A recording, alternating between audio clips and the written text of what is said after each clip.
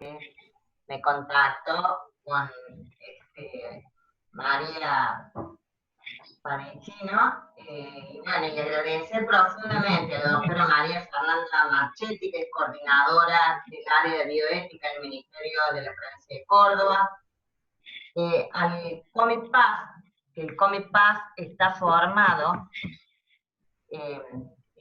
digamos que es un... Perdón porque me están escribiendo justo para entrar.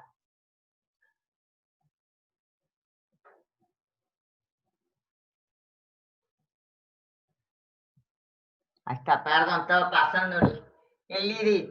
Bueno, decía, el COMIPAS, que es un comité interdisciplinario por la paz, interreligioso, bueno, y decía que la licenciada María Pedicino es la secretaria de COMIPAS, subdirectora de culto de la Municipalidad de Córdoba también. Entonces, profundo agradecimiento porque gracias a ella hemos podido también realizar esta charla.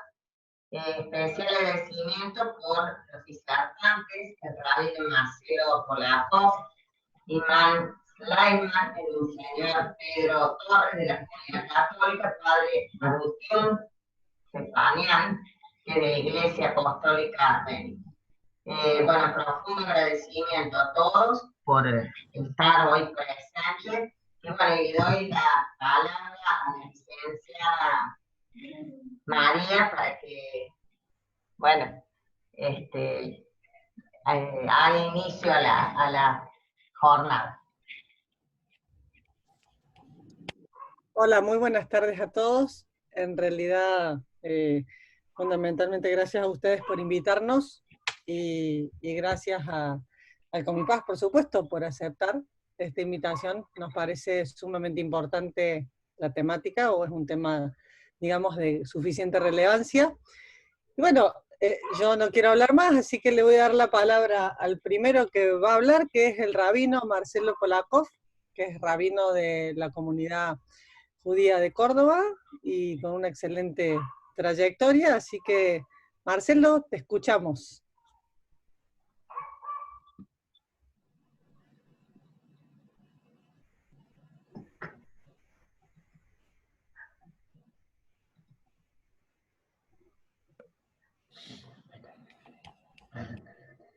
Adelante, Marcelo, mucho gusto. Sí. ¿Qué tal? ¿Se me escucha bien? ¿Sí? Sí. Ok, bueno. Bueno, les agradezco un montón en nombre de todos que nos están invitando. Yo me disculpo de antemano que no me voy a poder quedar del todo, porque tengo otro Zoom, o sea, estamos zumbando estos días de tanto Zoom. Para colmo, estoy acá en mi oficina, en el rabinato, acá en la sinagoga, desde la mañana y no me traje el cargador. Todavía tengo unos 20%, pero espero yo estar tranquilo. Bien, bueno, el tema que nos compete es muy delicado, no quiero hacer ninguna introducción así general, como me parece que de lo que se trata, y de lo que aparecía en el flyer, y lo que en cierta manera, por suerte, todavía no nos ha llegado aquí en Córdoba, espero que no llegue a nadie más en el planeta, ¿no? Es estas preguntas delicadas en torno a cómo combinar la ética con la curación, ¿no? En general uno podría decir de entrada que, bueno, toda curación ya de por sí es algo éticamente genial. Lo que pasa cuando tenemos lo que hoy mayormente se denomina triaje o triage, ¿verdad? Entonces, me gustaría comentar este tema desde cómo lo veo yo, por supuesto, desde la tradición judía. En términos generales, uno podría decir que cuando hay les diría, una escasa distribución de recursos, o recursos escasos para distribuir, mejor dicho, en términos médicos estamos hablando, hay como cuatro valores fundamentales que suelen estar en juego, que uno podría decir que están vinculados a lo que sería el utilitarismo como concepto ético médico, que, bueno, que se ponen en juego, en realidad. ¿Cuáles son estos 4? Que ustedes todos son médicos, si no me equivoco, los que nos están rodeando ahora, los conocen bien, pero vamos a repasarlo así someramente. Uno vendría a ser que uno busca maximizar el beneficio de los recursos escasos. O sea, el primero sería cómo hacemos para maximizar con estos escasos recursos los beneficios. El número 2 podríamos decir que es cómo hacemos para tratar equitativamente, ¿no?, con igualdad, a la gente, ¿no?, a aquellos que nos llegan como pacientes. El número 3 vendría a ser el valor de promover o favorecer, digámoslo así, recompensar, tal vez no sé cuál sería la palabra exacta, pero se entiende lo que quiero decir, creo, lo que podríamos llamar en términos éticos el valor instrumental. Después lo voy a explicar un poco más. El valor en el sentido instrumental de las personas. Y por último, otro valor que en general se pone en juego en estos temas es lo que llamaríamos el criterio de atender en primera instancia, dar prioridad, ¿no?, en términos también generales, a los que están peor, es decir, a los que están más vulnerables. Ahora fíjense que estos 4 principios, ¿no?, o sea, maximizar los beneficios, tratar con equidad a todos, promover los valores en el sentido del valor instrumental de la gente y dar prioridad a aquellos que están peor, en realidad empiezan digamos, a confrontarse entre sí. Entonces acá, esto que en la teoría es bárbaro y es muy lindo, bueno, ¿qué hacemos cuando esto empieza a correr serios riesgos de los valores que son tan sanos en la teoría, en la práctica empiezan a chocar? Entonces, ¿qué pasa? Cuando uno quiere maximizar los beneficios, bueno, ¿qué será esto, no? Empiezan las preguntas complicadas. Esto es, maximizar el beneficio de los recursos escasos es, tratamos de salvar más gente, tratamos de salvar más vidas en términos de cómo se mide esto, ¿no? Digo, más vidas es 1, 2, 3, 4, 5 personas, o acá a veces pueden empezar preguntas, bueno, pero este que va a vivir 15 minutos, se los exagero, ¿no? Este que va a vivir 15 minutos frente a un chico que tiene 7 años, y a otro que tiene 90, empiezan esas preguntas complicadas. En términos de igualdad de tratamiento, uno pareciera decir, bueno, ¿cómo hacemos para distribuir equitativamente, ¿no?, y asignar los recursos escasos a gente sin discriminar, ¿no? Bueno, ¿qué hacemos? ¿Usamos lotería? O sea, un sorteo. ¿A quién le aplicamos esto cuando no tenemos 2 y tenemos 1? No sé, esto que le salva la vida a 2 personas, pero tenemos 3 para atender. ¿Qué hacemos? ¿Sorteamos? En sentido del término del valor instrumental de la gente, y uno podría decir, bueno, hay que promover, como decíamos recién, el tercero de los 4 principios que les dije, promovamos el cuidar más a los que más necesitamos. Por ejemplo, si tenemos recursos escasos de protección en términos hospitalaria para no contagiarse, bueno, uno diría en principio, bueno, que lo usen los mejores, los médicos, es decir, los médicos son los que van a salvar más vidas, entonces no le demos, no sé, esta protección súper especial a este paciente porque la necesitamos para este médico, ¿no? Entonces, ahí el valor instrumental de la vida del médico pasa a tener como una categoría, en principio, todo esto es en principio, superior. Y en el cuarto tema que ahí me están diciendo que no se escucha, no sé si es alguien solo o todos. ¿Se escucha bien? Acá por lo menos escuchamos bien, ¿eh? Sí, sí. Perfecto, ok. Entonces sigo avanzando. Pero hay alguien con el micrófono conectado que interfiere por allí. Puede ser. Si se quieren mutear sus micrófonos mientras, como quieran. Yo escucho, pero no sé si soy yo solo. Bueno, les decía, el cuarto... ¿Perdón? Estamos bien, Marcelo, seguí nomás. Sigo. Entonces, el cuarto valor, yo les voy a pedir disculpas, pero estoy desde el teléfono y no veo muy bien los comentarios, prefiero avanzar y no distraerme en lo que voy diciendo, así que después, si quieren, hacemos preguntas. Entonces les decía, el cuarto valor que destacamos aquí en un principio acerca de darle prioridad a los que están peor, en realidad obviamente vuelve a una cuestión de cómo distribuimos con equidad. Acá se puede sumar la palabra justicia, que por supuesto, claro, uno diría, el que está peor tal vez no tiene la mayor utilidad en términos de lo que decíamos antes del valor instrumental. Entonces, ¿qué hacemos? ¿Salvamos al que está peor y nos necesita más como médicos? Ustedes, ¿no? ¿O salvamos al que instrumentalmente tiene una mayor posibilidad de salvar otras vidas, por ejemplo?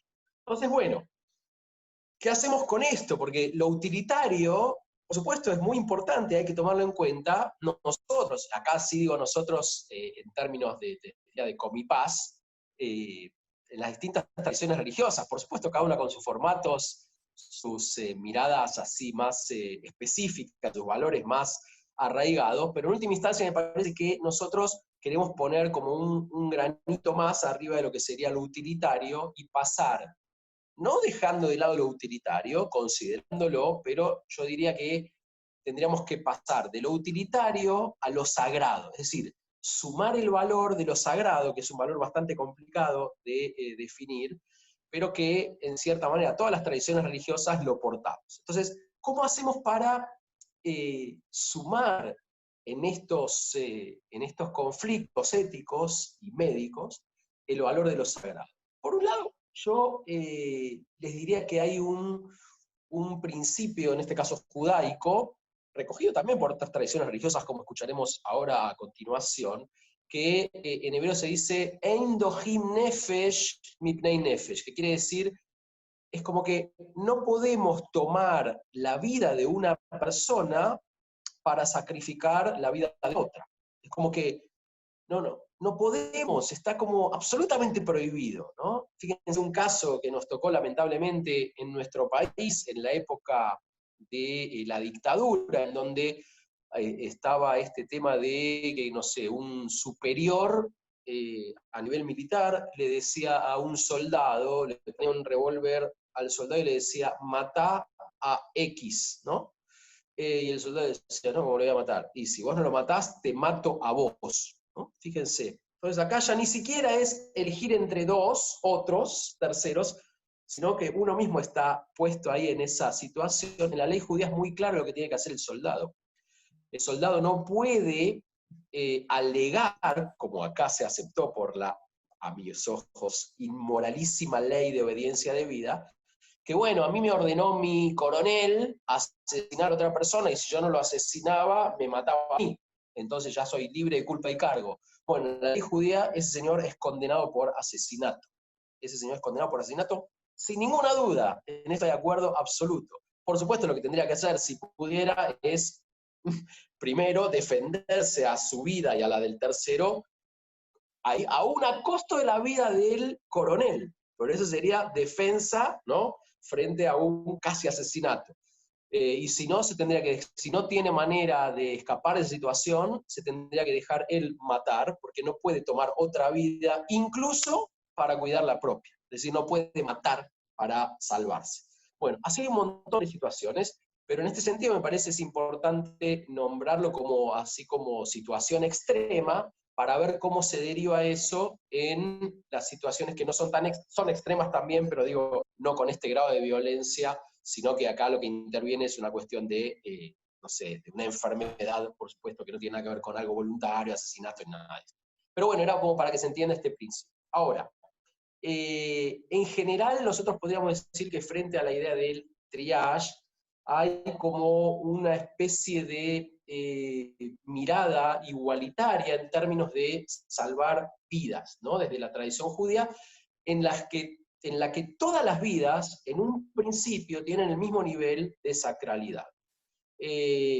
Por ende, también el principio basiquísimo, que después se va a repetir en muchas tradiciones, que tenemos este texto escrito hace un poco más de 2000 años, en lo que se llama Mishnah, casi 2000 años, donde dice que salvar una vida es como salvar un mundo entero, y eso está basado en una especie de análisis así metafórico de por qué Dios creó míticamente a un solo ser humano. Bueno, para que uno entienda que si uno salva a un solo ser humano es como si salvara a todo un universo, y si uno a la vez destruye a un solo ser humano es como si destruyera el universo entero. Entonces, en este sentido, nadie puede tomar la vida de otro intencionalmente, por supuesto, salvo en situaciones, como les dije antes, de defensa propia, por supuesto en situaciones de guerra, bueno, y así muy, muy, muy, muy delicadas. Pero si no, no hay manera de decir, bueno, yo salvo a este al costo de este. Ahora, muy bien.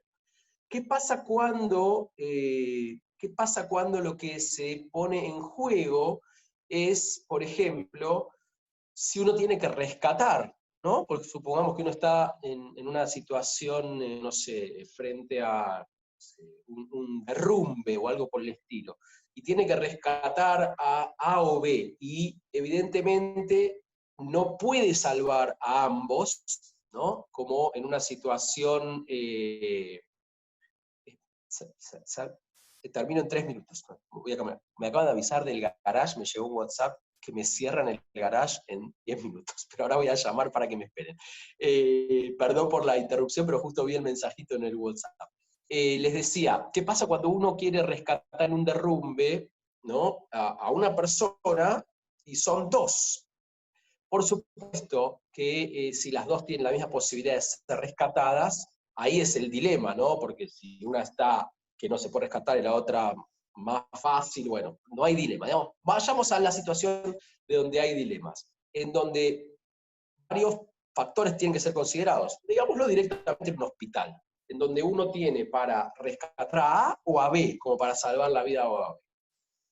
En principio, el que está, visto desde la tradición judía, en principio el paciente que está en una situación más peligrosa es la que el médico primero debe intentar cuidar.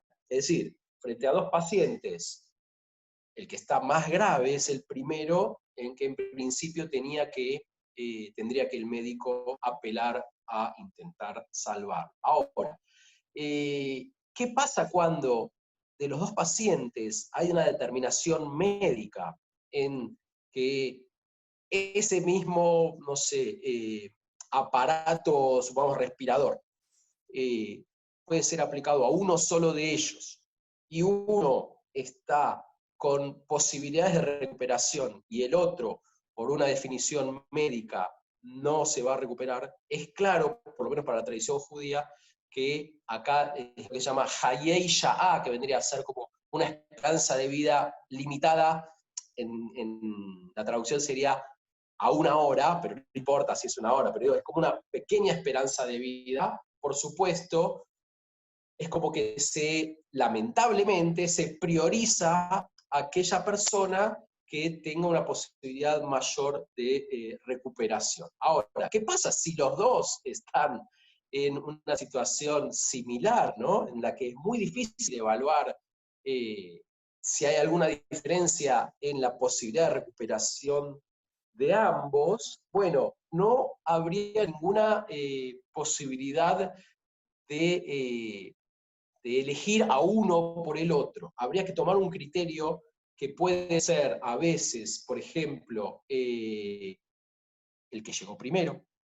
A veces pasa esto, el que llegó primero tomó el respirador y después llegó otro segundo. Bueno, en la tradición judía, salvo que el primero esté casi directamente con imposibilidad de sobrevivir, no hay ninguna manera de quitarle ese respirador al primero, aunque esté en una situación mejor de sobrevivir el segundo. Es decir, ya cuando la persona está bajo un aparato, en este caso de salvataje vital, no se puede sacárselo para pasárselo a otro que llegó después, salvo que los médicos determinen que la sobrevida de la persona esta no tiene ninguna posibilidad, y que en realidad lo único que va a suceder en este caso, es alargarle un poquitito su deceso. Es decir, acá se confrontan un montón, te imaginan que sobre esto hay un montón de derivaciones que en esta presentación, a pesar de que quiero ser bien concreto, no vamos a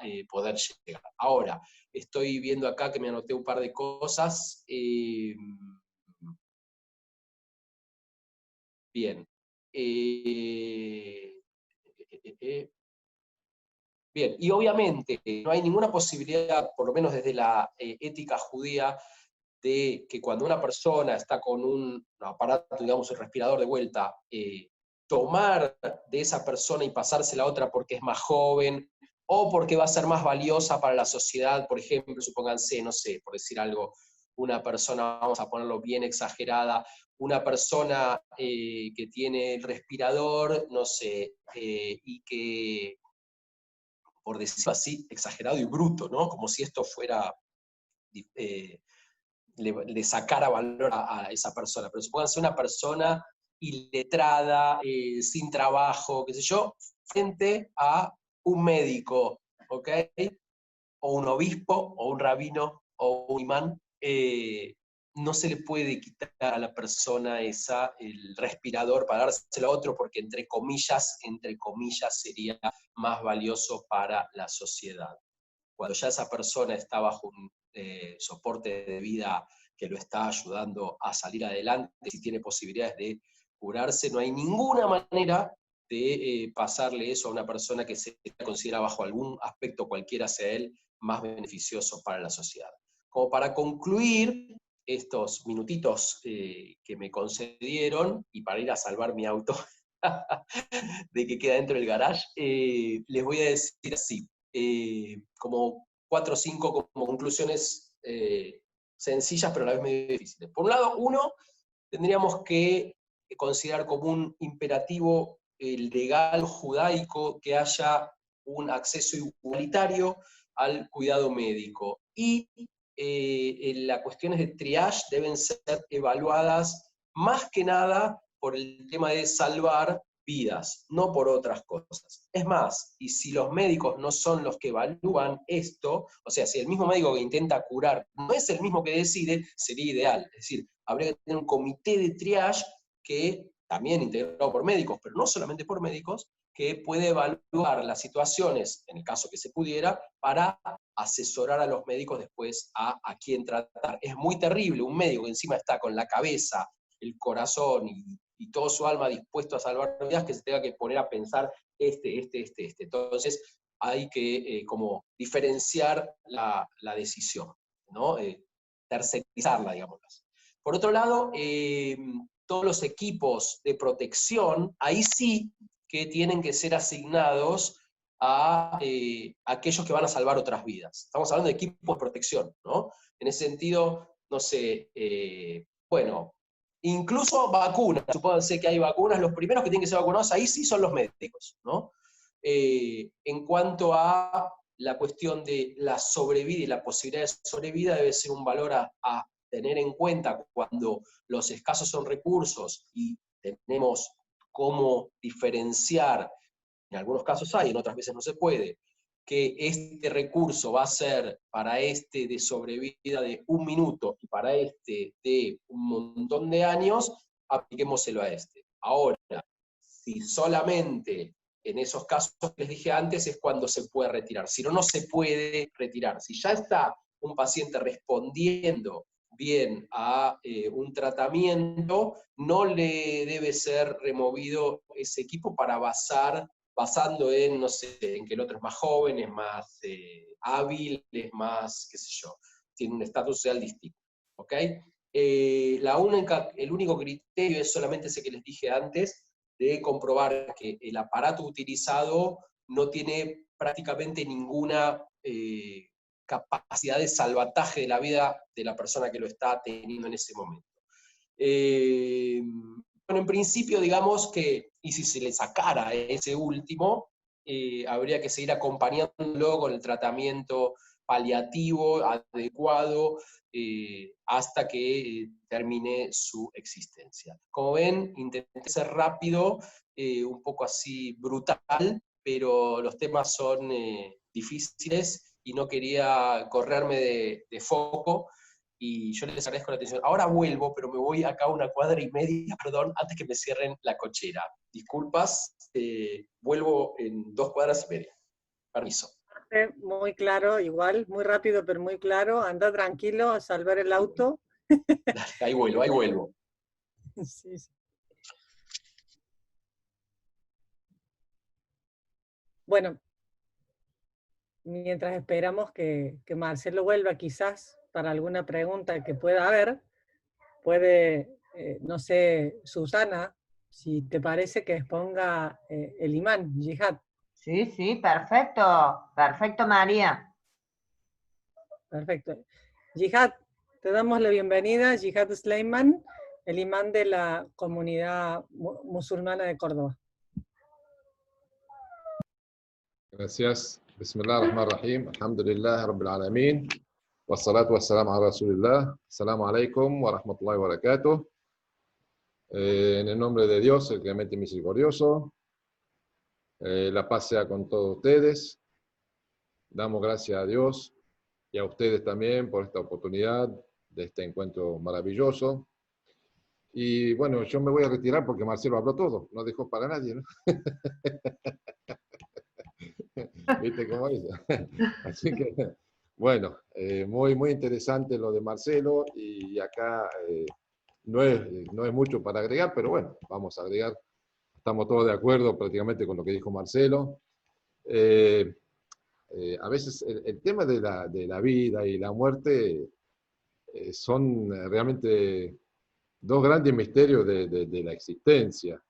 Y bueno, muchos científicos, médicos, a lo largo de la historia, de lo que hemos leído, a los que nos gusta tanto leer y aprender, nunca se ha podido resolver los secretos o acercarse a los secretos de la vida y de la muerte que rodean estos dos misterios, como dijimos, estos dos fenómenos que se dan en nuestra existencia.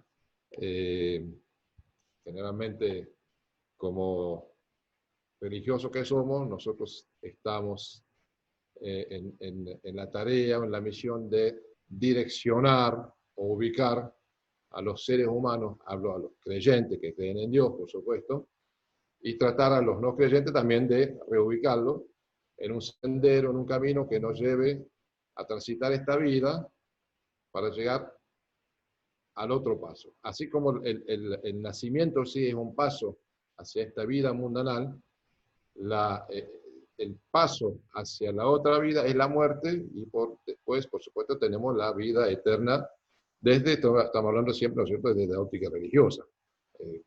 Hay muchos que no coinciden con esto y cada uno, por supuesto, se le respeta la opinión. Ahora, nosotros en la óptica islámica, tal como venía diciendo el rabino polaco, por ejemplo, en el Sagrado Corán, en el capítulo 5, que se llama la mesa servida, para aclarar un poquito rápidamente, cuando Jesús, la paz sea con él, pide a Dios que haga descender una mesa para él y los apóstoles para la cena sagrada. Entonces, en el capítulo de la mesa sagrada, en el versículo 32, tenemos lo que más o menos el rabino también dijo: quien salva una vida es como si salvara a la humanidad entera. Y quien asesina o mata a una vida es como si matara a la humanidad entera. De acá es donde nosotros podemos apreciar el valor que se le da desde lo religioso a la vida de cualquier persona. Por supuesto que frente a temas tan sensibles como es el caso del coronavirus en este momento, sí hay que tomar decisiones y bueno, hay que tomar decisiones, puede ser sabias y correctas y puede ser a veces sabias e incorrectas. Pero generalmente acá empieza a tallar el criterio médico. Por eso cuando decimos salvar una vida, quien salva una vida y salva a toda la humanidad, en este caso estamos hablando de que los grandes misioneros de esta salvación son precisamente los médicos. Tienen una tarea muy maravillosa que hacen una tarea, de hecho tengo dos hermanos médicos, y bueno, todos ustedes, por supuesto, hacen una gran tarea y que permanentemente debemos agradecerles a ustedes, agradecer a Dios a ustedes por lo que están haciendo. Ahora, cuando decimos a quién salvar, por supuesto que siempre está la evaluación médica, ya sea individual o de un comité, como decía también ahí Marcelo, en casos de extrema urgencia y de emergencia o de extrema necesidad. Puede que haya un señor de una edad avanzada y un joven, y el médico hace una evaluación y ve que el señor de mayor edad puede vivir y el joven quizás tenga menor posibilidad de vivir.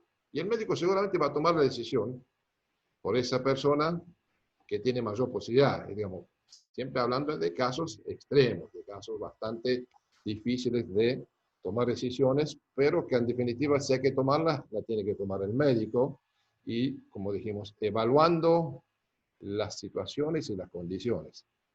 No, no se puede, por supuesto, tomar a la ligera una decisión porque el otro señor es una persona de una edad avanzada, este joven no, vamos a jugarnos por el joven, no, no es así. Está la evaluación médica, las personas que han estudiado para toda su vida, como quien dice, durante 20 años de su vida, se han especializado en temas muy importantes dentro de las ramas de la medicina, entonces tienen la responsabilidad y también tienen la decisión de tomar cuál es la forma correcta de llevar adelante si una persona vivió. Eso es muy importante y acá, como dijimos, el valor de criterio.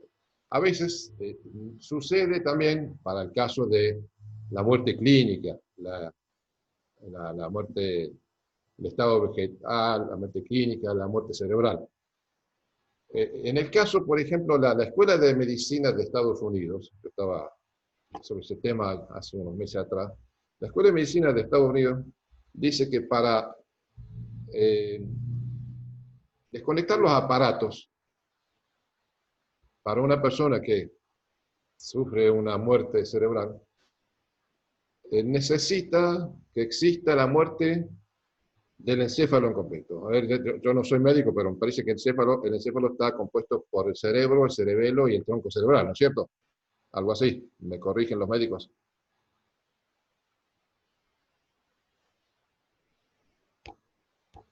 ¿Están de acuerdo? ¿O me están escuchando para empezar? Sí, ¿va bien?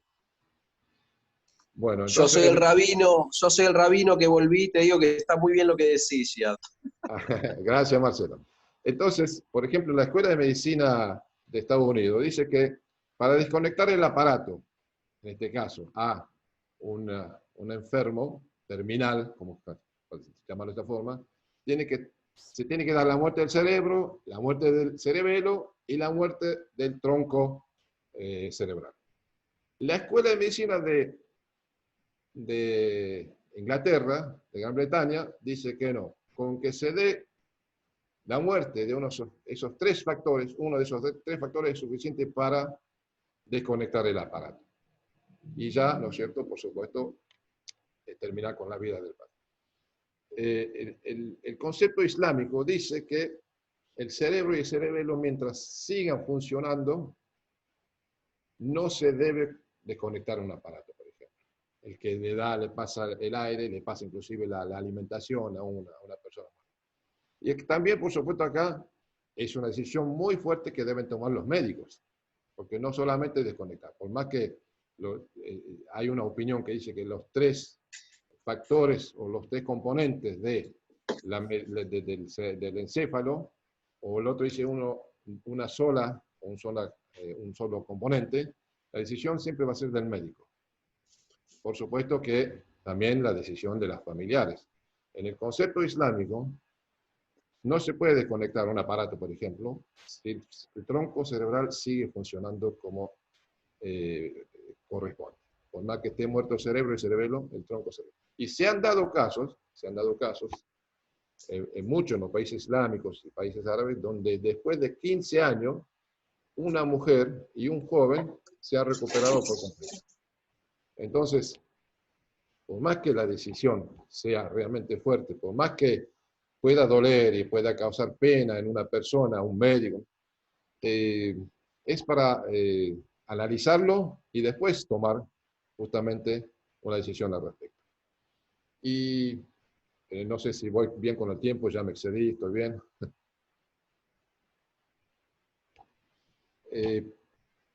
frente a una pandemia como el coronavirus, algo que uno, por supuesto, le llegan mensajes de todo el mundo, por WhatsApp, por otras vías, y se ha viralizado mucho de que en 1720 hubo una pandemia, también en 1820, en 1920, cada 100 años se da este caso de pandemias y que ponen en jaque a la humanidad.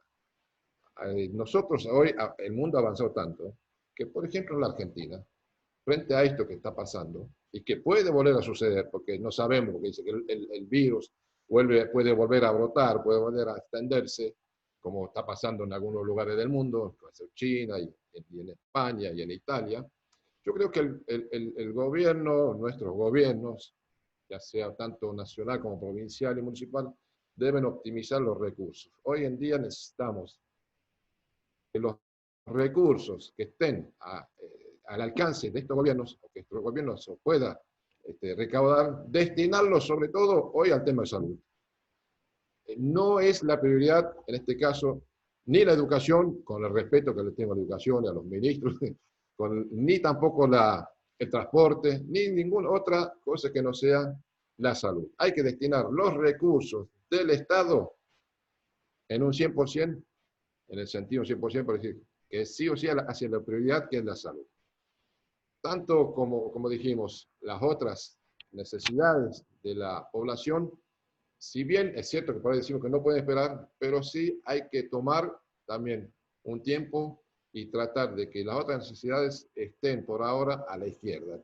Démosle paso a la salud que está a la derecha, que es lo más importante. ¿Para qué nos sirve en una familia que pueda tener una desgracia donde fallece un menor que va a un colegio o una persona que se está transportando en un transporte público, valga la redundancia, y después se infectan de corona? No tiene sentido. Es muy importante que los recursos del Estado en estos momentos sean derivados para cumplir con esto que es hacer frente al coronavirus. Ya sea, por supuesto, a los médicos, retribuirles, los médicos que están en la primera línea, en este caso, frente al coronavirus, y los que están en segunda línea y los que están matando, a todos retribuirlos bien.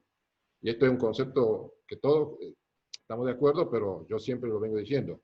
Los médicos deben ser muy bien retribuidos, muy bien remunerados, porque realmente son la línea de defensa, la primera línea de defensa para los habitantes de nuestra República Argentina. Entonces, a ellos hay que retribuirles, remunerarlos, apoyarlos, equipos de protección, como dijo Marcelo, todas esas cosas que a los médicos sí o sí hay que tenerlos ahí como corresponde, en el sentido de que sí o sí debemos proteger a los médicos en todo sentido.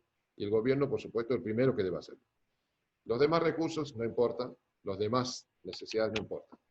Entonces, frente a esto, como dijimos, el gobierno debe asumir la responsabilidad, porque en definitiva es el que está llevando adelante esta batalla con el apoyo de todos nosotros. Y en esto debemos ser también muy precavidos, porque el mensaje que le queremos dejar, que siempre, cada vez que surge la oportunidad de que el COMIPAS, con reuniones en el gobierno o ONG, lo que sea, siempre pedimos responsabilidad y compromiso. Responsabilidad y compromiso de los ciudadanos, que deban evaluar y tomar decisiones. A veces por ahí la economía está un poquito, hoy como decimos, la cuerda floja, pero bueno, es más el sacrificio que debemos hacer para salir de este gran dilema que es el coronavirus. Y las demás cosas, con el apoyo y el auxilio del Señor Todopoderoso, de Dios, seguramente se van a ir dando de manera paulatina y para bien. Por ahora tenemos este dilema al cual tenemos que vencer, y bueno, no tengo mucho más para agregar en estos momentos. Por supuesto, si hay alguna pregunta, no sé en qué momento, yo en unos 15, 20 minutos también tengo que empezar a hacer mi rezo de la última el cuarto rezo de la tarde, del día. Así que bueno, quiero agradecerles a todos ustedes por estar presentes, por estar presentes, y los directivos que han llevado adelante esta charla, que espero que sea beneficiosa y fructífera para todos. Muchísimas gracias. Muchas gracias, Jihad. En realidad sí tenías mucho para decir. Ahora lo interesante que tanto la comunidad judía como la comunidad musulmana plantean lo mismo, ¿no? Quien salva una vida, salva a la humanidad entera. El próximo que le tocaría hablar tiene bastante sapiencia sobre estos temas, es Monseñor Pedro Torres, de la comunidad católica. Pedro, la palabra es tuya. Buenas tardes a todos y gracias por este momento, este espacio. Yo en realidad quería aprender más que decir muchas cosas, porque creo que estamos viviendo algo inédito. Les cuento que en marzo el tema estuvo a flor de piel en muchos espacios de bioética de habla hispana. Recuerdo que el 23 de marzo hubo un informe de España, que es un título muy largo, se llama Informe del Comité de Bioética de España sobre aspectos bioéticos de la priorización de los recursos sanitarios del informe, que son muchas páginas. Yo decía, bueno, puedo ir acercando un elenco bibliográfico. También hubo una expresión así de Cataluña, y en España, como dijo Marcelo, en marzo lo conversamos también, se escucharon, hubo un curso incluso que se dio a enfermeras de una ética utilitarista que ponía como único criterio a los mayores de cierta edad no se le dan recursos en salud. Ciertamente parecía una solución muy simplista. Aquí en Argentina las consultas fueron muchas y de hecho a fines de marzo se empezó a reunir a partir de una convocatoria del director del Instituto de Bioética de la Universidad Católica Argentina, el padre Revelo, un grupo de referentes de bioética de distintas comunidades religiosas, como lo que estamos haciendo hoy, pero en Buenos Aires, y expertos en bioética, y publicaron un informe que se llama Marco Bioético de las religiones monoteístas en ocasión del COVID-19.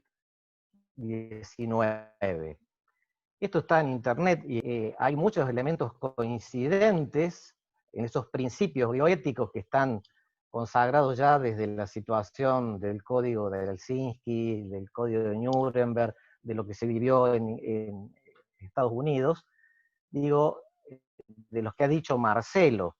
Yo a lo de Marcelo le agregaría simplemente que a mí me ha preocupado en toda esta crisis la ausencia del principio de autonomía o de la capacidad de decisión del paciente, que tiene derecho a ser informado de su situación y que ha producido también algunos casos heroicos. De hecho, en Italia, que los recursos hay que pagarlos, un sacerdote que la comunidad le había pagado el respirador renunció al respirador para que pudiera aplicarse a otra persona. Y digo, eso también es parte del consentimiento informado y no es un elemento menor. También pensaba esto del principio de responsabilidad, es responsabilidad de los médicos, de todo el personal de salud, del Estado y también de todos los particulares. Es un momento de responsabilidad.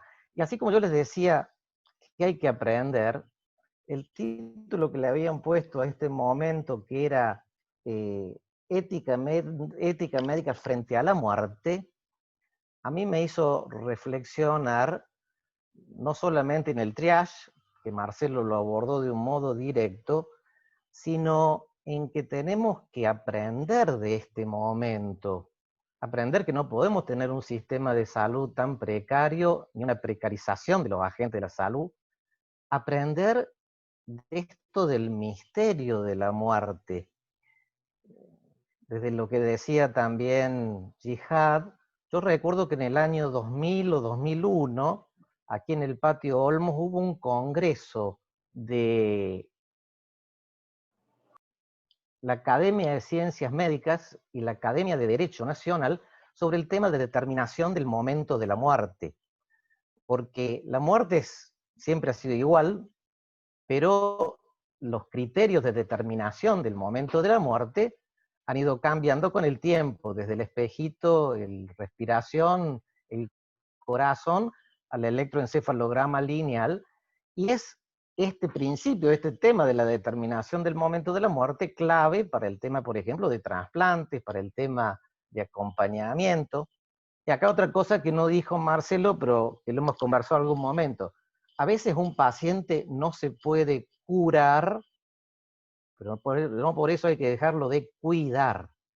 Ningún paciente puede ser abandonado.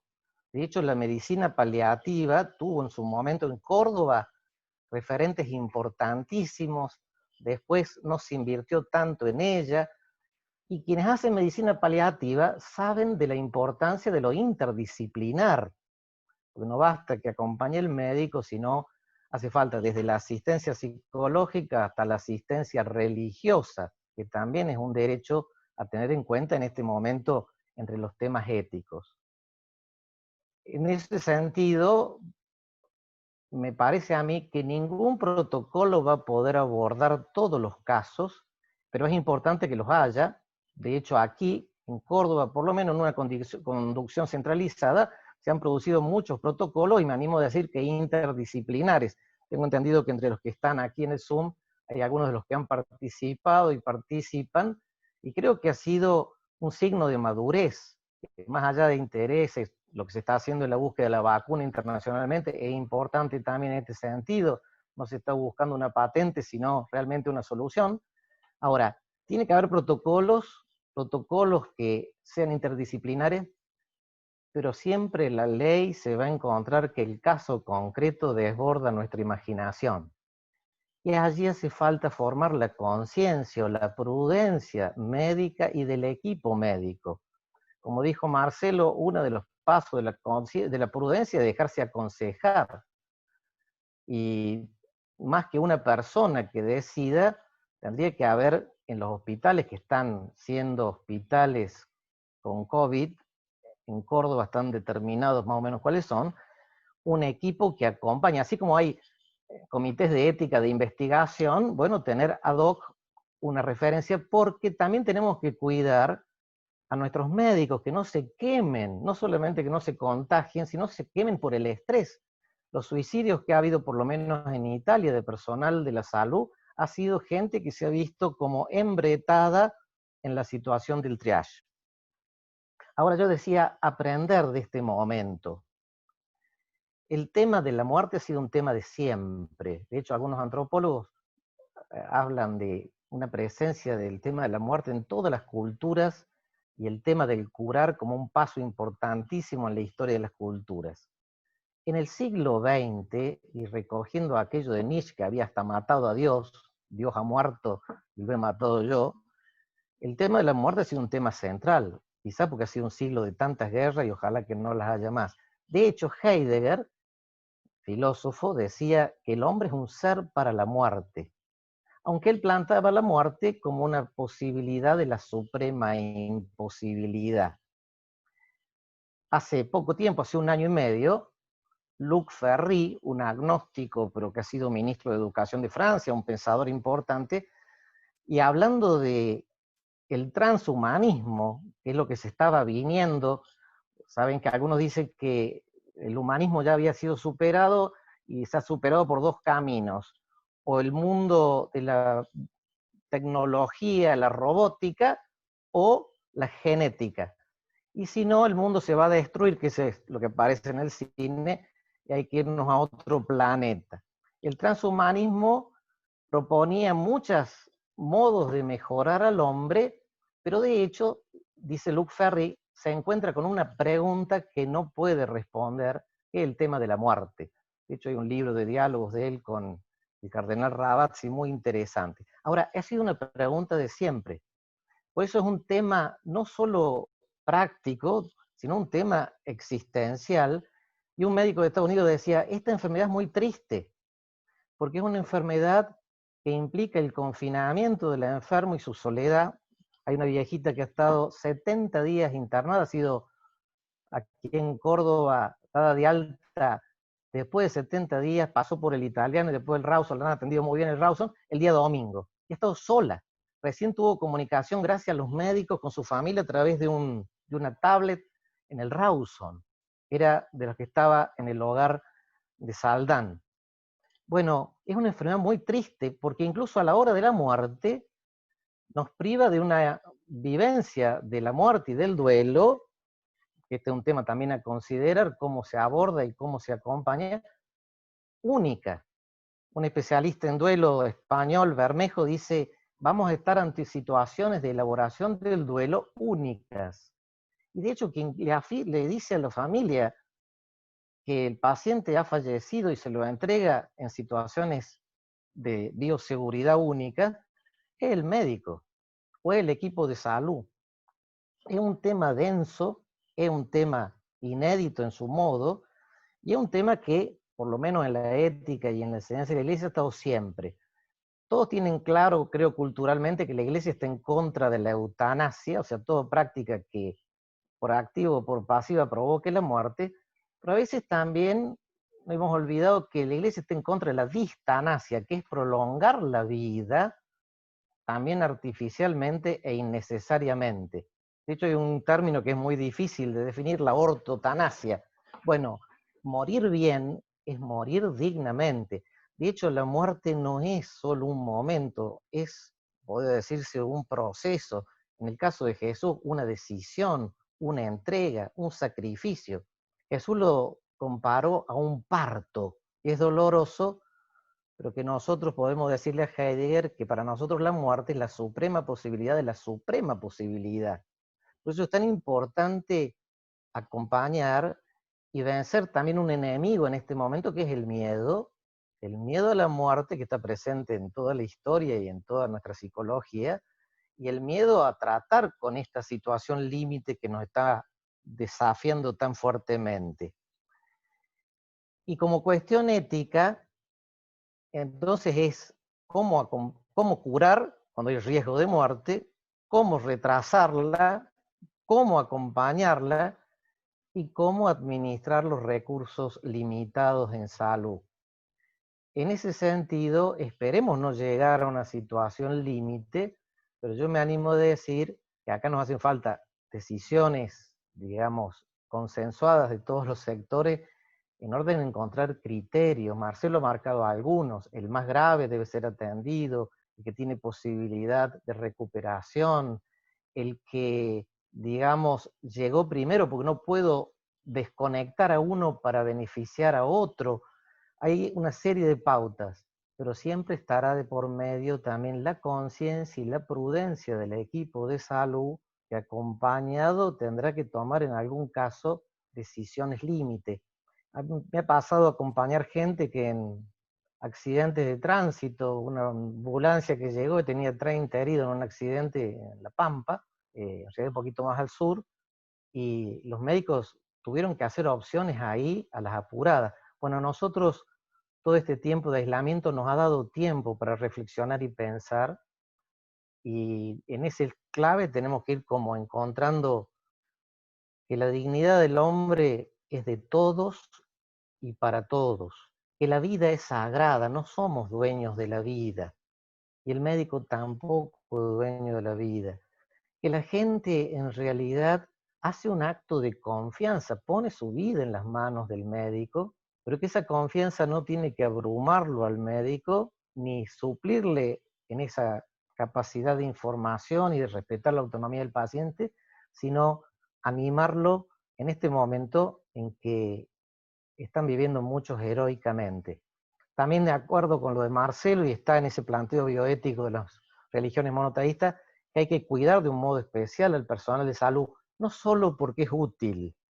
Anoche escuchaba a un médico de Buenos Aires que decía que había tenido 3 médicos sin atender. No solo porque es útil, porque también tienen dignidad de persona, porque tienen familia, porque tienen afectos, y porque tienen mismos miedos que tenemos muchos, porque se encuentran ante algo desconocido. Me decía una médica los otros días, si me traen un enfermo con un tumor cerebral gravísimo, yo puedo decirle algo a la familia. En este momento no sé cómo afrontar, porque sé que hay distintas cepas, distintos diagnósticos, distintas consecuencias, y también tenemos que ser más humildes. No sabemos tal vez cuáles van a ser como los efectos que queden en los pacientes. Yo me animo a decir que pensar la muerte en contexto de COVID nos llama a la humildad, a descubrir la verdad del hombre y también del sentido de la vida. Lo importante es que acompañando al paciente, los médicos vivan lo más hondo que tienen, que es el amor a esa profesión que han elegido por vocación. Porque creo que ningún médico en Argentina elige para vivir negocio porque no les va a ir bien.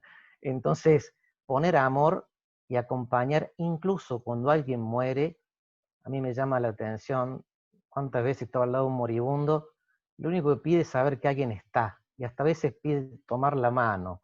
Bueno, con todos los recaudos no hay que dejarlos solos, porque como digo, me parece que es una enfermedad muy triste.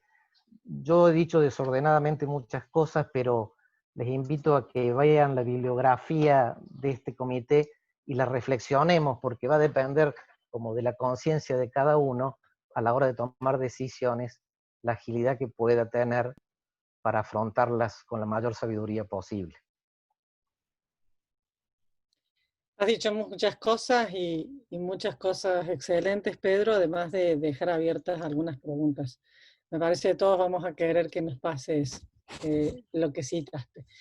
El próximo en dar sus palabras es el sacerdote de la Iglesia Armenia, Herutiun Sepanian, que además es el mío.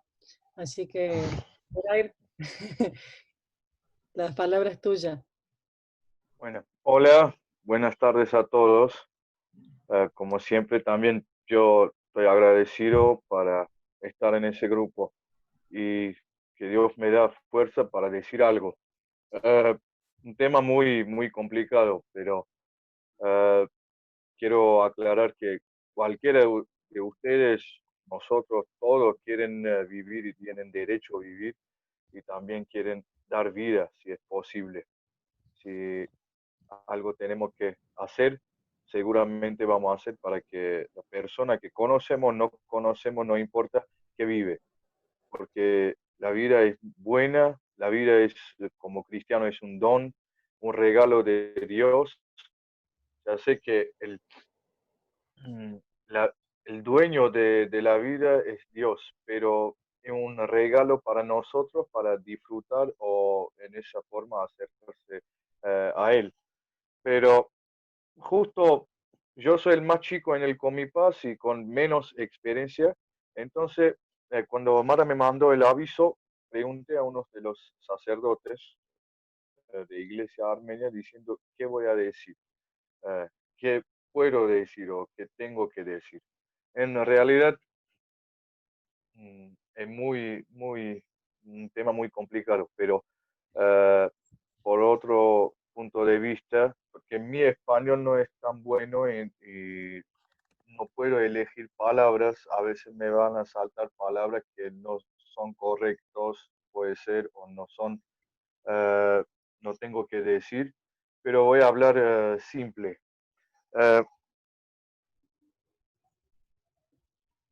Como dijo el Jihad, cada 100 años nos toca una pandemia y nosotros aprendimos más, hacemos más pasos positivos y si en las pandemias anteriores murieron más gentes, gracias a la medicina, ahora podemos salvar más gente. Ese es un punto muy objetivo, una realidad muy linda, muy buena y tenemos que agradecer a todos los doctores, a todos que trabajan para nuestra salud, que hacen posible y a veces imposible para regalar vida cada vez más personas.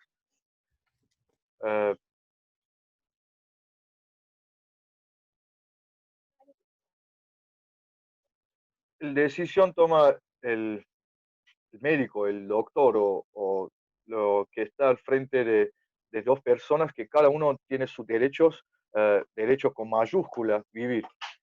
porque siempre nos falta tiempo a estar o vivir o disfrutar la vida. Y nosotros podemos hablar muchas horas o buscar teorías, un montón de teorías, pero nadie está, como dicen, nadie está en el piel de doctor, nadie está frente de esa elección. Y siempre, a veces, podemos equivocarse y dar a una persona que tiene más posibilidad para vivir, pero en una forma nos puede fallar, porque no siempre que los análisis que son buenos, eh, un- un- nos puede mm, asegurar que la persona va a vivir. Entonces, la posición de iglesia o como de una iglesia cristiana, hasta último momento, si es posible, hay que pelear. Hay que pelear con, con, con, con fuerzas que no tenés, pero siempre creemos en los milagros. Eh, yo, en ese sentido, no, no busco algún culpable, y, y los doctores a lo menos, porque el doctor elige, porque no tiene en una realidad que seguramente no quiere o no quiere estar allá, no quiere elegir. Pero siempre nos toca momentos duros, y, y por eso iglesia con distintas formas o cada religión o distintas organizaciones están al lado de los médicos para apoyar en distintas formas. Eh,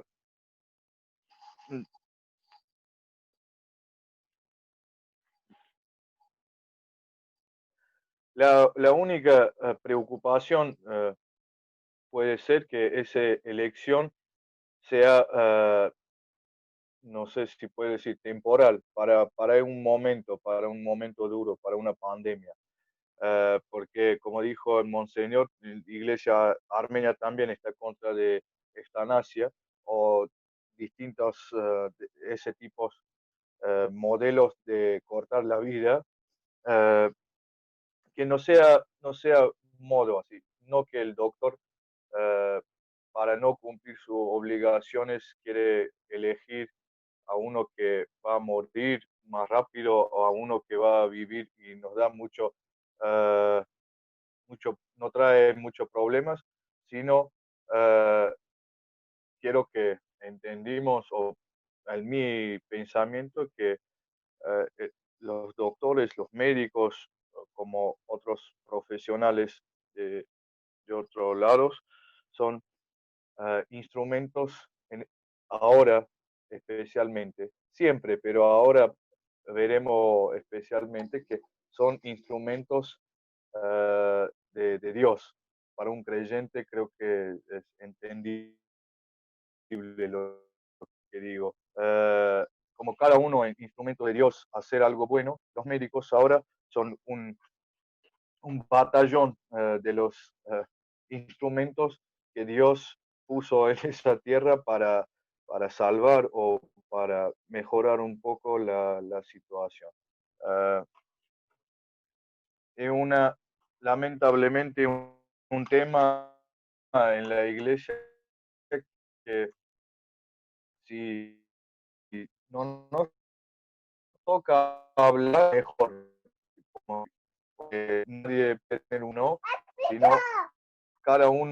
cada caso es especial en su sentido, y cada caso seguramente después va a tener resultado eh, para los doctores, para los familiares, a la persona que se sanó, o a la persona que no fue elegido. Es muy difícil. Siempre, siempre estamos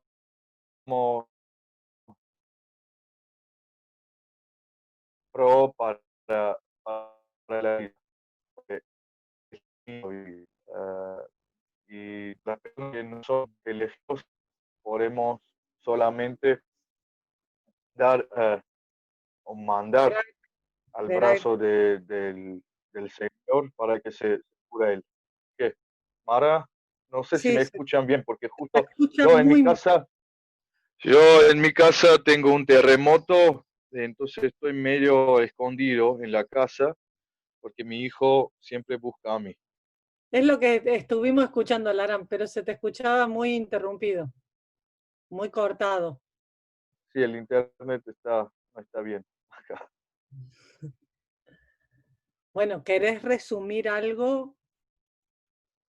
Un agradecimiento a todos los médicos, seguro, pero esa pandemia, como dijeron casi todos mis amigos, que es una buena enseñanza. No sé si bueno, pero es una enseñanza. Que ahora, después, la vida post-pandémico tiene que ser diferente. Tenemos que valorar a los,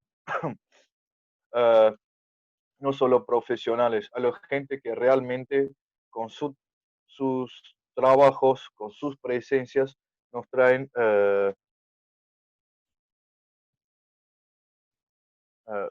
salud, traen seguridad y nos traen un montón de cosas positivas. Porque las otras cosas, ya entendimos que podemos vivir sin disfrutar la vida físicamente. Ahora buscamos cosas más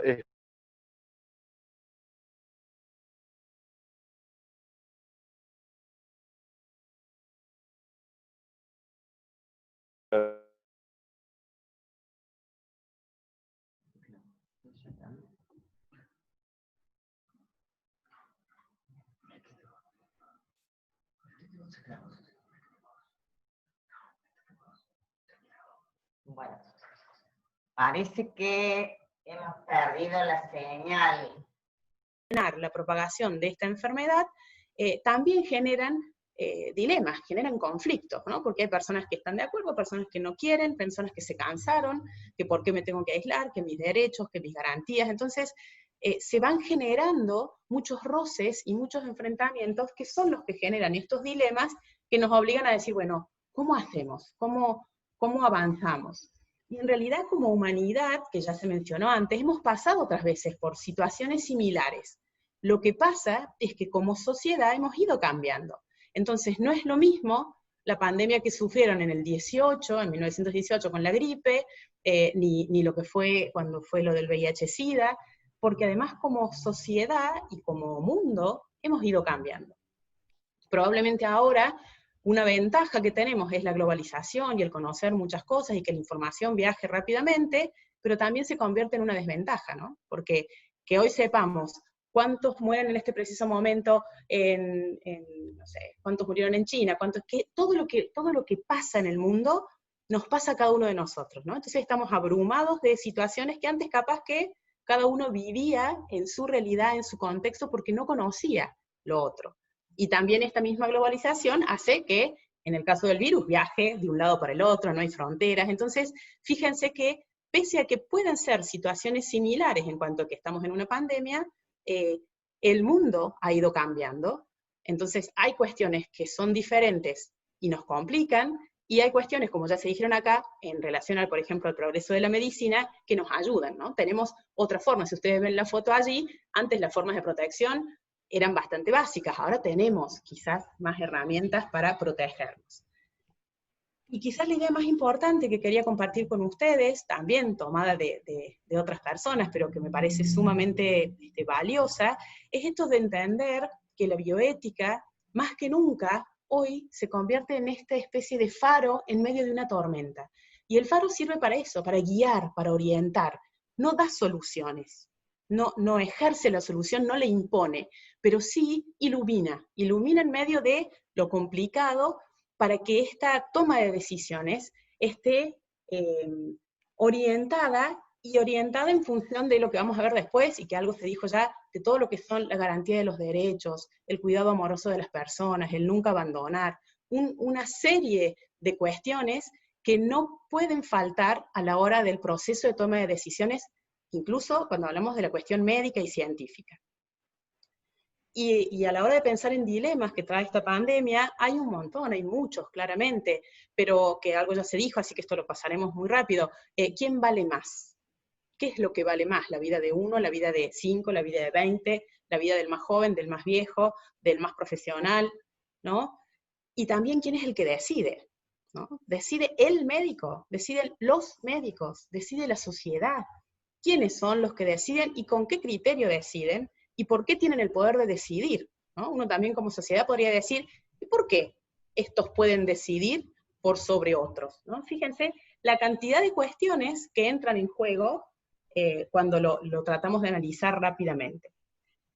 El desafío que por lo menos los que trabajamos en la bioética clínica y en los comités de bioética clínica, que es la parte más práctica de la bioética, si se quiere, porque es la consulta del caso clínico, del paciente particular, de situaciones de todos los días, tomamos este desafío que es muy clásico y no es solo de la bioética, pero que tiene que ver con la toma de decisiones racionales y prudentes en medio de situaciones de gran incertidumbre. ¿Qué es lo que estamos viviendo?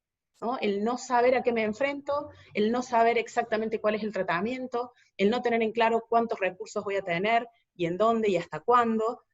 Y entonces lo que vamos a tratar de buscar en estas decisiones racionales y prudentes es dañar lo menos posible, por supuesto, porque estamos llamados a eso, ¿no? A ayudar, a beneficiar, a no generar daños voluntariamente, y que todos los involucrados aquí salgan lo mejor posible.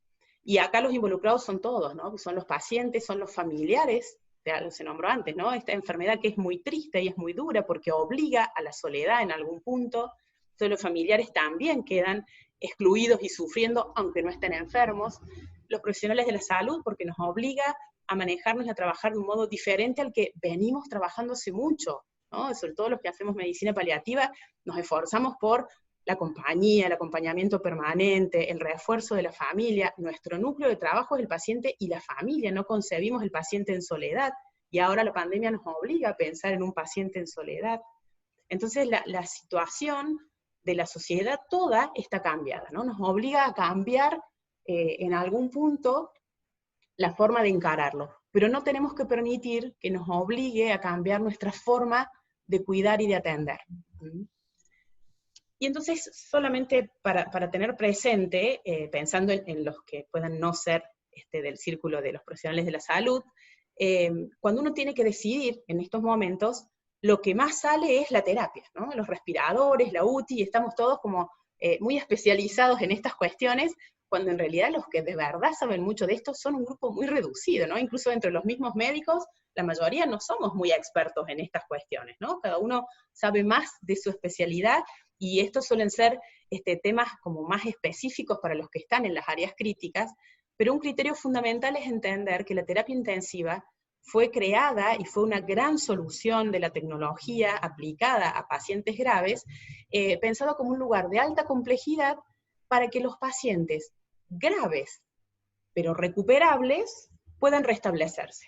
¿De qué? De un proceso que amenaza de manera real o potencial su vida, ¿no? Hay una clara posibilidad de que este paciente muera si yo no le doy todo esto que necesita ser dado en un lugar especial, con aparatología especial, que no puedo dar en otro lugar. En ese contexto, entonces, ahora lo que está muy mirado y muy en primer plano es, bueno, las camas de área crítica, las camas de una terapia intensiva, los respiradores, como que eso fuera la única opción de tratamiento que hay para los pacientes con COVID-19. Y entonces, por eso celebro, la verdad, las coincidencias de que cada uno de nosotros ha hablado desde su lugar y desde lo que representa, y la esencia es la misma. Todos coincidimos en que acá lo que tenemos que garantizar es la asistencia, es la atención, es el acceso a la salud. Lo otro son distintos tratamientos. Y a muchas personas la terapia intensiva no va a ser la solución, ¿no? Entonces, tenemos que analizar qué beneficio es esperable realmente para cada paciente. ¿sí? ¿Realmente este paciente necesita el respirador? ¿Es lo que lo va a ayudar? Porque muchas veces voy a usar un recurso para alguien que no se va a beneficiar, que no lo voy a ayudar, que encima lo voy a separar de su familia, y no voy a lograr lo que estoy buscando, ¿no? Entonces, por eso es muy importante que tengamos siempre presente, y sobre todo ahora a la hora de asignar recursos, qué voy a lograr, o qué pretendo lograr, porque no tenemos la certeza, con esta asignación de recursos. Sobre todo en la situación que ya dijimos de escasez. Habitualmente nosotros estamos, en nuestra región, estamos acostumbrados a que nunca nos sobran recursos, ¿sí? Por supuesto, siempre hay escasez de recursos en salud, pero en este tiempo estamos hablando, todavía por suerte no hemos llegado nosotros, y sobre todo en nuestra provincia, a esa situación, pero puede pasar de que no solo sean escasos, sino que falten recursos. Y entonces para eso tenemos que tener muy en claro los criterios a la hora de asignar ese recurso escaso o faltante.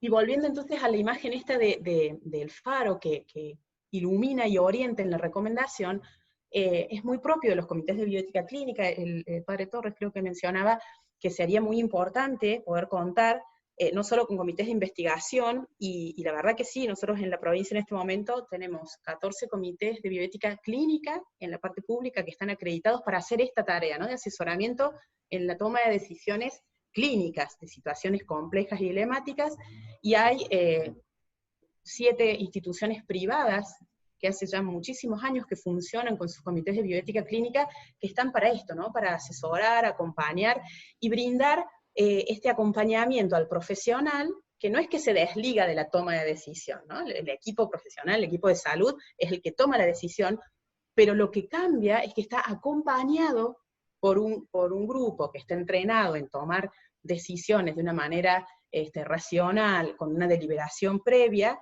para que entonces las decisiones que se toman, como dice ahí, sean científicamente justificadas. Puede ser porque me parece, porque quiero, porque lo leí en el último paper, ¿no? Tiene que haber una justificación científica, pero deben ser siempre moralmente aceptables, ¿sí? No nos podemos escapar y quedarnos solamente con la cuestión científica y académica, sino que tienen que ser decisiones que estén empapadas de humanismo, empapadas de esta noción de ética del cuidado, para que entonces sean moralmente aceptables para los pacientes, para nuestros colegas del equipo de salud y para la sociedad toda, ¿no? Tienen que ser decisiones que puedan ser mostradas y puedan ser puestas para que la gente conozca de manera transparente con qué criterios decidimos, ¿no? Que no tiene que ser un misterio para unos pocos quién sí y quién no.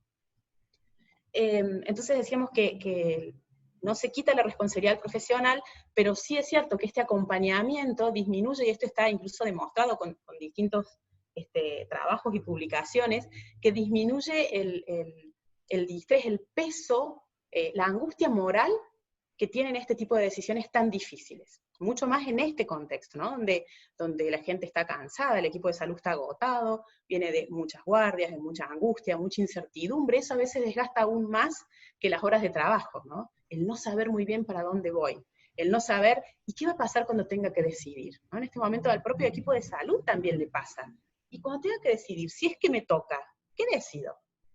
Y esa angustia, y lo estamos viendo ya, incluso en nuestra provincia, en nuestros agentes de salud, hay mucha gente que ya está teniendo que decir, me tengo que correr, cuando todavía no tuvimos que empezar a dar la lucha fuerte, ¿no? Porque la angustia que se ha generado en todo este tiempo de preparación ha sido, en muchos casos, no acompañada, ¿sí? No ha habido un acompañamiento desde lo psicológico y lo emocional de quienes trabajan en salud, ¿no? Ha habido quizás mucho dar cosas, pensar, hacer cosas para afuera, y nos olvidamos de la persona, ¿no? Del profesional, todo eso que antes han dicho, ¿no? Lo importante de que cuidemos a los que nos tienen que cuidar. Un rol fundamental de los comités es estar presentes y acompañar en la elaboración de las guías y los protocolos, para que estas guías sean los protocolos, sobre todo el triage clínico, que algo mencionaba el rabino Polakov, es cierto, ¿no? Son un intento de objetivar los criterios con los que se toman decisiones. ¿Para qué?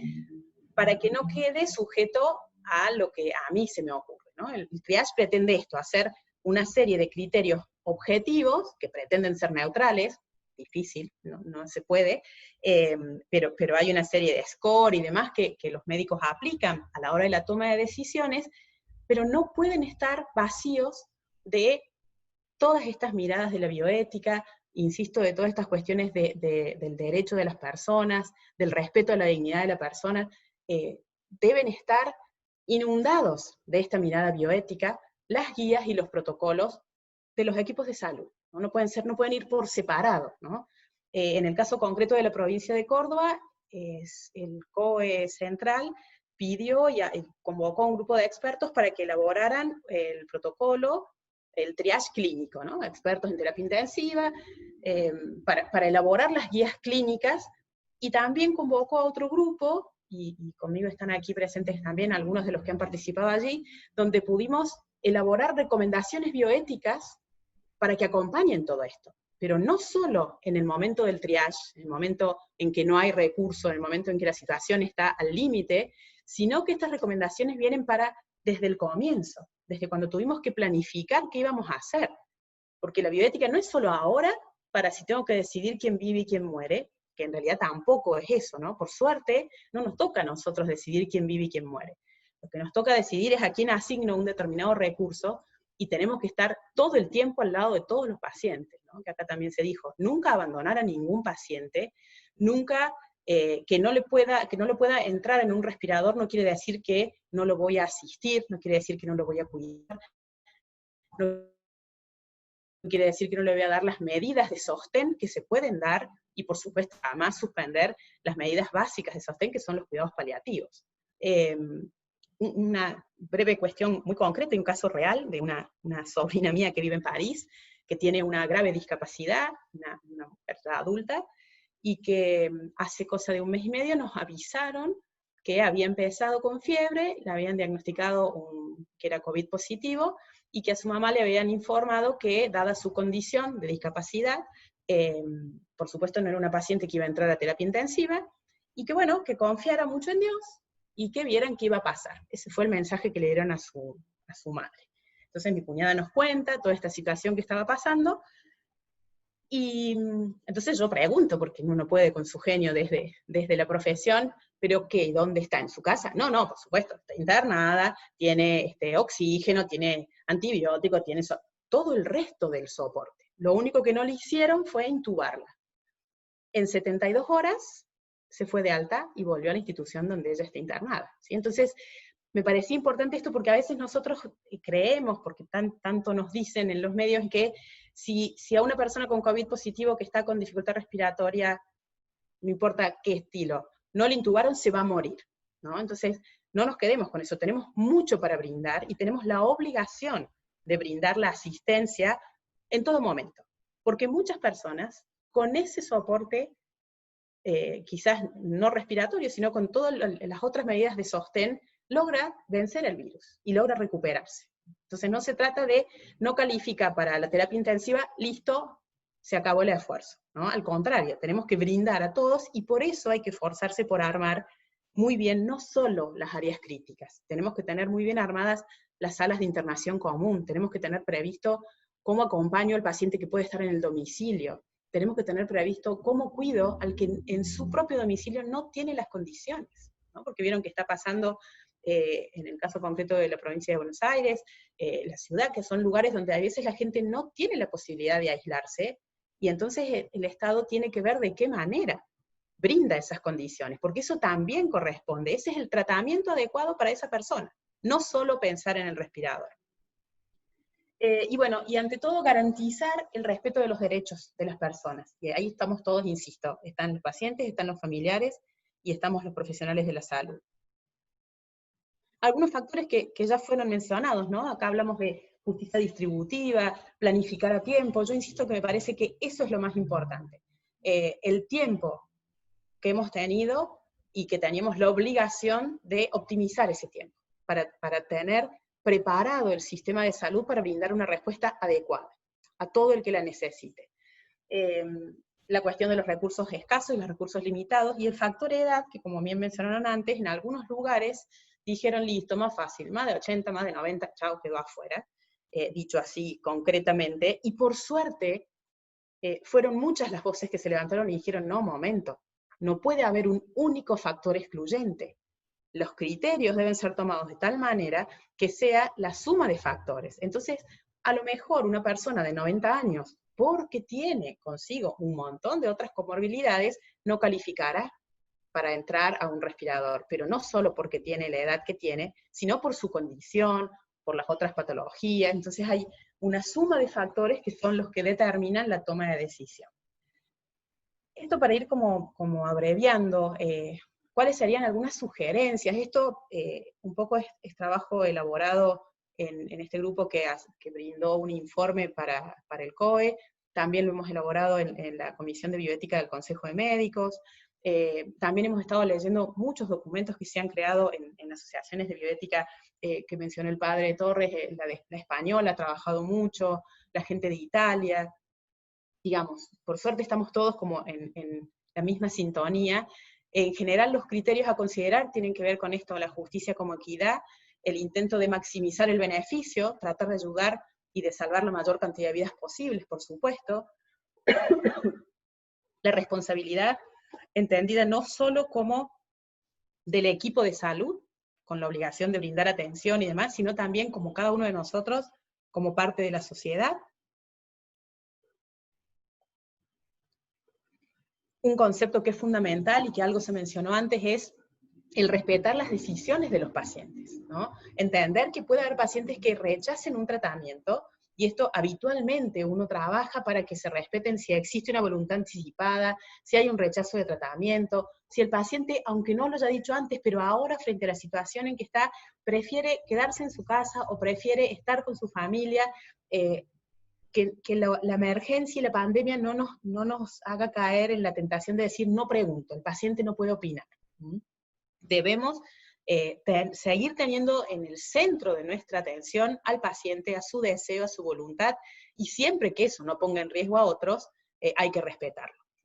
El aplicar un triage clínico que tenga criterios de selección objetivos, elaborados de manera consciente, con grupo de personas que sepan de lo que están haciendo, esto de no aplicar los criterios únicos que ya dijimos antes, valorar por supuesto la probabilidad de sobrevida que tenga el paciente, y aquí es real que en el mundo de la medicina se establece mucho esto de no priorizar el orden de llegada porque utiliza esto de que tienen que ser varios criterios, ¿no? Entonces, es decir, si hay un paciente que sí se beneficia y hay otro que realmente no le ayuda, que yo le pongo el respirador, por supuesto, que haya llegado primero, priorizo el que se va a beneficiar. Esto responde a que habitualmente, en el ámbito de la salud, qué sé yo, cuando uno está de guardia y le quedan 2 camas con respirador, bueno, el que va llegando pero va ocupando, ¿sí? No se piensa en esto porque tampoco estamos en este contexto particular de la pandemia. Por supuesto, tampoco vamos a andar viendo qué cobertura social tiene cada uno, qué estatus social. Acá, en este momento, se trata de garantizar el acceso a la salud a todas las personas. Respetar y salvaguardar la dignidad de las personas. La atención de calidad, esto está empapado de cuidados paliativos, de atención paliativa, donde lo que vamos a pensar es en el control de los síntomas, el acompañamiento de las personas, la contención, la comunicación, muchas veces una comunicación veraz, oportuna y eficaz es el mejor tratamiento, ¿no? Para la familia ayuda muchísimo esto de decir, bueno, sé cómo está aunque no lo pueda ver, entonces por suerte en distintas instituciones, incluso en nuestro medio, están haciendo, como comentaba un paciente en el Hospital Rawson, que bueno, por ahí los propios miembros del equipo de salud, los médicos, los enfermeros que están haciendo un trabajo realmente dejando muchas horas y mucho corazón allí, implementan esto de un teléfono, una comunicación, hacer los informes telefónicos, porque realmente la comunicación transparente y oportuna ayuda a la toma de decisiones y también garantiza la confianza, ¿no? Disminuye la incertidumbre. Esto es un poco más de lo mismo, las cosas que van pesando a la hora de decidir dónde interno a los pacientes, qué hago y qué cosas tomo en cuenta. Esto era un poco para que viéramos, ¿no? Cómo hay cosas que se repiten a pesar del paso de los años, cómo algunas han cambiado, pero nos pasa esto, ¿no? Estas situaciones de pandemia nos obligan a parar, a pensar cómo nos cuidamos nosotros y cómo cuidamos a los otros, a tomar distancia, a hacer cosas que quizás habitualmente no hacemos. Y esto ya es en el final, pero cada vez que en este tiempo tengo posibilidades de compartir con distintos grupos de personas, me parece fundamental, aunque no sea el tema central, que recordemos que hay que cuidarse como equipo de salud, y que el cuidado tiene que ver con reconocer nuestros propios límites también, en reforzar el trabajo en equipo, la multidisciplina, el compartir con otros, no solo la toma de decisión, sino también la angustia, ¿no? La tristeza, el dolor de lo que toque vivir, ayuda también a que el daño sea menor, ¿no? Es más fácil sobrellevarlo si uno trabaja en red, si uno comparte con otros.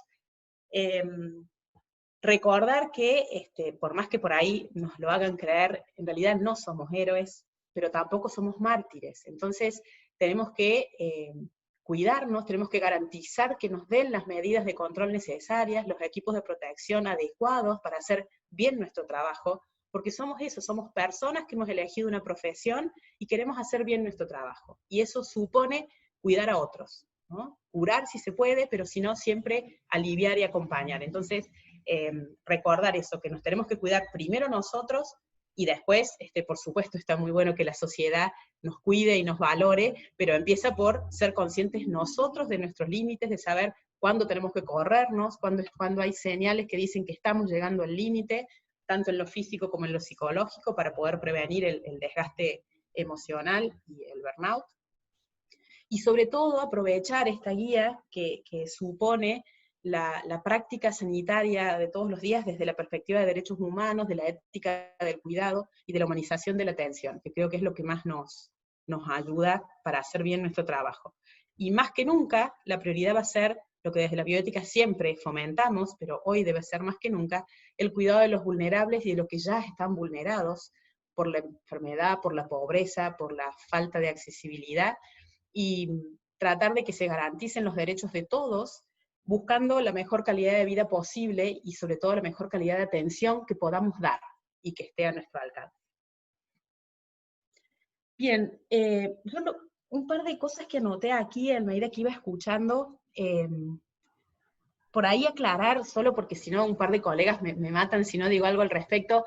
Es cierto que cuando hablamos de estado vegetativo, de muerte encefálica, se generan muchas cosas, y por ahí algunos dijeron, no, por favor aclaren. Es cierto que son cosas diferentes, ¿no? Una cosa es la muerte encefálica, de la cual no hay regreso, y otra cosa son los estados vegetativos, en donde hay registro de que ha habido personas en que después de mucho tiempo han tenido algún tipo, pero son poquitos casos, pero es cierto que son cosas diferentes, ¿no? Una cosa es la muerte encefálica, otra cosa son los estados vegetativos, porque algunas personas por ahí ponían que dijéramos algo al respecto. Después el tema de, en el caso de los trabajadores de la salud, lo que está haciendo ahora muy difícil es el cuestionamiento sobre la reasignación de recursos, ¿no? Que creo que el rabino Polakov hacía un comentario sobre alguien que tiene puesto un respirador, y hay que retirarle a esa persona y dárselo a otro que se va a beneficiar. Esas son situaciones extremadamente difíciles, por lo general no pasan, porque no llega a ser nunca tan así la situación, pero en España, por ejemplo, les pasó. Ha habido situaciones donde han tenido que tomar esa decisión, y el criterio que utilizaban allí era, en algunos casos fue bueno por la edad, por el beneficio, pero muchas veces lo que sí está contemplado, no para retirar el recurso y dárselo a otro, sino en los casos en que uno prueba con una terapéutica, como probaría con un antibiótico, una X cantidad de tiempo. Si pasado ese tiempo no se logra el beneficio que se esperaba, ahí sí estaría contemplado, pero no es reasignar el recurso, que en este caso se plantea así, sino está contemplado retirar un recurso porque fracasó, en realidad, ¿no? Estamos diciendo, a veces uno intenta, bueno, vamos a probar 7 días de este antibiótico, si da resultado, bárbaro, si no, no tiene sentido seguir usándolo porque esta tecnología, o este medicamento, o esta terapéutica no me brinda lo que estoy buscando. Después simplemente sumarme a lo que se planteó de que acá la cuestión central es que debemos brindar asistencia, que nunca tenemos que abandonar a nadie, ni siquiera, y mucho menos en este contexto de pandemia, porque no tengo cama, no tengo respirador, pues donde sea uno debe brindar asistencia y acompañar al paciente y a la familia, porque acá en realidad no se va a tratar de matar a nadie, sino de dar la asistencia y la atención que se necesite, ¿no? A veces tenemos que adecuar qué recurso damos. A veces tenemos que ver cómo hacemos hasta tanto tengamos el recurso que este paciente necesita. En todos los triages también se contempla que a la hora de la toma de decisión extrema es después de haber agotado incluso el recurso del traslado, ¿no? Cuando hay veces que en nuestro sistema de salud, por ejemplo, la opción de trasladar un paciente a otro lado debe ser contemplada incluso antes de decir, entonces no, directamente no lo intubo, ¿no? Eso es el ultimísimo recurso. Y bueno, y lo último contarles, esto de que les decía al principio, que en Córdoba tenemos una red provincial de comités, que incluso mañana tenemos nuestra reunión periódica, que la vamos a hacer virtual, donde cada comité, en los hospitales que tienen, no todos lo tienen, vienen trabajando desde el inicio de la pandemia para ver de qué manera estar atentos y dar respuesta en la medida que cada institución lo va necesitando, y colaborando en el proceso de toma de decisiones en la medida que ha hecho falta, colaborando en la elaboración de las guías y los lineamientos que cada institución está armando para saber cómo responder, y contarles también que en el mes de diciembre del año pasado, nuestro Consejo de Médicos aquí en la provincia de Córdoba creó y autorizó, y ya tenemos la posibilidad de contar con la especialidad de medicina y cuidados paliativos. Es decir, esto es una alegría que nos llevó casi 30 años de lucha. Como decía el padre Torres, hemos tenido referentes muy destacados en los cuidados paliativos, pioneros, incluso a nivel nacional, como la doctora Prugós, entre otros, que trabajaron muchísimos años para que esto fuera una realidad, y bueno, nos costó, pero desde diciembre del año pasado ya tenemos la posibilidad que los médicos que elijan y quieran esta forma de cuidar y de atender, se puedan capacitar y tener una especialidad aquí en Córdoba, ¿no? Que no tengan, como la mayoría de nosotros hicimos, tener que irnos a otro lugar a formarnos, y entonces confiamos en que esta filosofía paliativa puede inundar cada vez más la forma de cuidar, atender y acompañar, que en este tiempo de pandemia está, tanto la bioética como los cuidados paliativos, tienen mucho para aportar y mucho para acompañar en estos tiempos que nos tocan. Muchas gracias. Muchas gracias, Fernanda. O sea, una excelente exposición. Yo tengo una pregunta, si me permiten, para vos. Dijiste que desde el año pasado, hablaste de la humanización, ¿no? Y dijiste que desde el año pasado estaba el tema de los cuidados paliativos. Entiendo que son interdisciplinarios, no solamente para los médicos, sino para todos los profesionales de la salud. Me parece clarísima tu exposición, y el detalle de la pregunta que tengo es, ¿quién cuida de los que nos cuidan? Porque los cuidados paliativos, según entiendo, yo soy psicóloga y tengo una compañera que hace paliativos en Misiones, ¿sí? Ella es psicóloga. Y ella por ahí me cuenta lo que viven y lo que se vive con los pacientes, y el enorme desgaste de estar todo el tiempo frente a gente que necesita o que está, digamos, en un estado terminal o muy límite de su vida. Ahora, dentro de esto, de los cuidados paliativos, hay gente que cuida hoy en esta situación de pandemia y de incertidumbre de los médicos, de la que también hablaste, que los médicos muchas veces el desgaste es la incertidumbre, aún antes de empezar, en el pico de la pandemia. ¿Se trabaja sobre ellos también? Sobre los médicos, sobre los enfermeros, sobre los profesionales de la salud que hoy están en esta situación de duda, de incertidumbre, de enorme estrés por lo desconocido, con esto que se viene, que no se viene. ¿Se está trabajando sobre ellos también? En realidad, esto que decías vos es cierto. Lo que yo contaba de diciembre es la especialidad en medicina para los médicos de Córdoba. Pero es cierto que la medicina paliativa no se concibe, los cuidados paliativos, si no es en la interdisciplina, ¿no? No puede haber un médico solo haciendo cuidados paliativos, tiene que necesariamente estar acompañado de enfermeros formados, de psicólogos, de trabajadores sociales, cada vez ampliamos más el equipo. El rol de los voluntarios en los equipos de cuidados paliativos es fundamental. Todo el capítulo de la espiritualidad en medicina paliativa, en cuidados paliativos, ha cobrado cada vez más, y lo valioso es que son espacios como este, ¿no? Se logran espacios que no tienen que ver con una religión, ¿no? Sino entendida la espiritualidad en su concepto amplio, donde se puede trabajar en conjunto, y por eso ese respaldo hace que los que hacemos medicina paliativa estamos formados, tenemos algunas herramientas, no solo en comunicación, sino para poder afrontar esto, pero además se concibe esto en función de tener respaldo, de tener la posibilidad de acompañamiento externo a los equipos para poder sobrellevar estas situaciones, porque la verdad que, por ejemplo, en mi caso particular, yo hace más de 20 años que hago cuidados paliativos en pediatría, y la verdad que ninguna persona, por más brillante y súper capaz que fuera y todas las herramientas propias que tenga, puede sobrellevar, acompañar niños en su etapa final y en el morir o en la cronicidad, si no tiene un soporte y un respaldo y un acompañamiento, ¿no? Esto no es algo que se pueda hacer en soledad, uno no puede, por eso esto que yo decía antes de los límites, uno debe reconocer sus límites para poder buscar el acompañamiento necesario. En el caso concreto de la pandemia actual y de nuestra realidad, es poco lo que se está haciendo, la verdad, en cuanto a estos cuidados de los que cuidan. Cada institución está instrumentando lo que puede, como puede, y de manera que lo tiene. Sí me consta que la Facultad de Psicología de la Universidad Nacional ha creado un programa de acompañamiento a profesionales que está disponible para todos los equipos de salud, pero una cuestión como más general. Entonces, en lo concreto, creo que ahí nos falta mucho para hacer, y cada institución está haciendo su aporte. Los comités de bioética en los distintos hospitales están haciendo, generando, pero de una manera como más informal. Lo ideal sería tener una estructura más armada al respecto.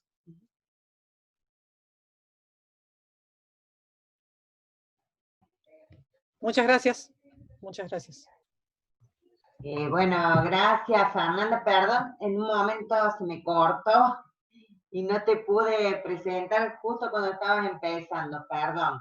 Excelente, Fernanda. ¿Alguien más quiere hacer preguntas? ¿Y a quiénes quieren hacer las preguntas?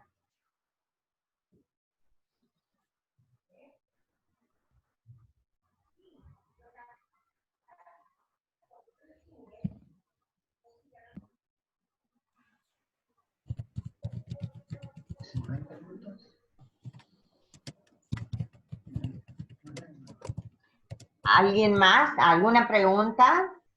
¿O ha sido todo tan claro? En realidad fue excelente. Yo creo que ya. Creo que hay mucho para pensar, me parece. Más que nada la idea de hoy era eso, quizás, ¿no? Compartir reflexiones y quedarnos procesando. ¿Cómo le va? Buenas tardes.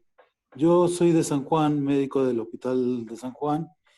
En este momento yo hago cuidados paliativos también, y me encuentro en la licencia por personas factores de riesgo. Pero bueno, he tratado de mantenerme en participación en el hospital. Y yo vengo pensando, y es una idea con la que vengo trabajando hace bastante tiempo, antes inclusive de la pandemia, que era todo lo que es las decisiones anticipadas y la adecuación de recursos terapéuticos. No sé cómo han manejado esos dos temas ustedes. Acá nosotros todavía no llegamos a una conclusión. En realidad nosotros en el grupo que se formó para elaborar las recomendaciones para asesorar al COE, hablamos mucho de ese tema.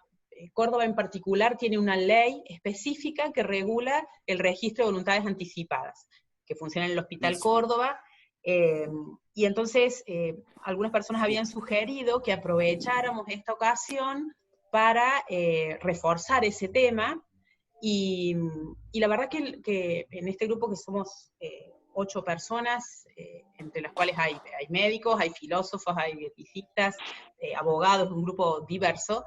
En la sugerencia que pusimos llegamos a la conclusión de que había que ser muy cuidadoso de que en este momento saliéramos a reforzar el tema de las voluntades anticipadas, porque podía ser tomado, no por todos, pero para quien no maneja el tema, como una especie de forzar una decisión, ¿no? Como no tengo mucho respirador, no hay muchas camas, usted que está medio comprometido, ¿no le gustaría mejor renunciar al respirador, no? Fueron situaciones muy delicadas. Entonces lo que sí quedó como una recomendación fue esto de, tenemos la obligación de averiguar y preguntar, ¿no? Si el paciente ya tiene su voluntad anticipada, por supuesto que esa es la que debe primar y hay que respetarla. Si no, pero por ejemplo, es un paciente que está en atención con usted o conmigo, en cuidados paliativos, donde uno ya viene muchas veces hablando de, bueno, si hay una enfermedad que acorta la vida, si está la posibilidad, bueno, usted, llegado el caso, le gustaría que entrara a una terapia cuando no hay recurso terapéutico, le gustaría que sea reanimado, se hace un paro cardíaco y no tiene chances curativas. Entonces uno muchas veces con un paciente crónico tiene posibilidades y tiempo de ir elaborando esta decisión anticipada, ¿no? Porque si no, si es sobre la marcha y en la urgencia, deja de ser anticipada, ¿no? Entonces la recomendación concreta fue no salir a promoverla, sino preguntar si existía. Si alguien está interesado, sí se sugirió que sean los comités de bioética los que brinden esa información para quitarle al médico y al enfermero que está en la primera línea encima el trabajo de tener que andar contando cómo es el tema o cómo es el tema del formulario. Entonces sí se propuso quitar esa tarea y dársela al comité de bioética o a trabajo social, otras personas que no tengan que estar tan abocadas a la asistencia. Y sirve, en el ámbito eclesial se suele enseñar que no hay que tomar decisiones en momentos de crisis, sino en momentos de serenidad. Pero en momentos de serenidad, por ejemplo, en la página de la Conferencia Episcopal Española, aparecía con el título de Testamento Vital una expresión de voluntad anticipada. Allí la ley es como nacional. Aquí en Córdoba efectivamente se discutió bastante hace unos años, había médicos en la legislatura que plantearon el tema, y ciertamente todavía hace falta mucha docencia hacia la gente, pero no en este momento, sino en momentos de mayor serenidad, sobre la responsabilidad personal que tienen en el cuidado de la salud y en las decisiones importantes de su vida.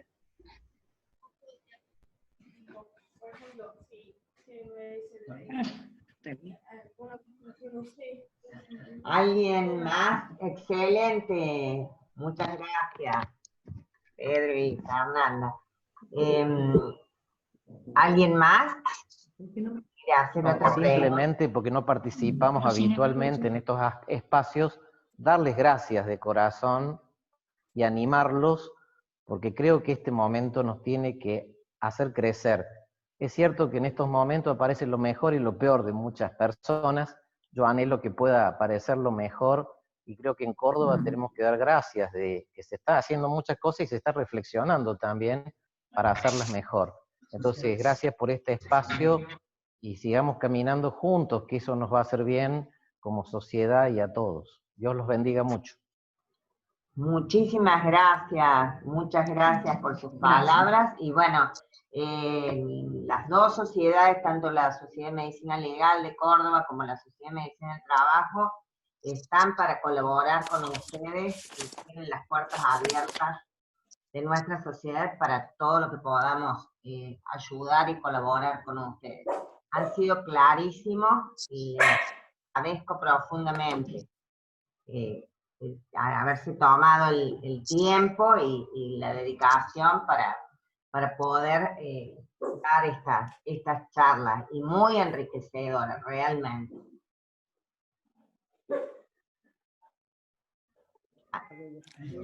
Muchísimas gracias. Buenas tardes. ¿Alguien más quiere preguntar? Si no, bueno, vamos a cerrar el tema. Sin antes también voy a agradecer al Círculo Médico, que es a donde nosotros pertenecemos, y dentro del Círculo Médico José María, que siempre está en nuestro Zoom. Y Jonathan, de nuevo, muchísimas gracias. Gracias a todos. Bueno, también muchas gracias a todos ustedes. Gracias.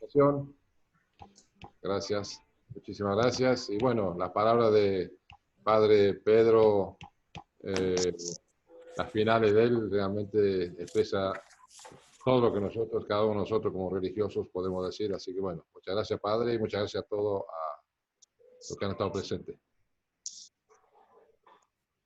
Muchas gracias a todos. Y bueno, y yo me quedo con esto de la humanización y de Pedro hablaba de tomar la mano. Muchas veces ese tomar la mano, ese mirar a los ojos, es eso lo que salva mucho más que un respirador. Así que bueno, tener presente en eso y muchas gracias a todos.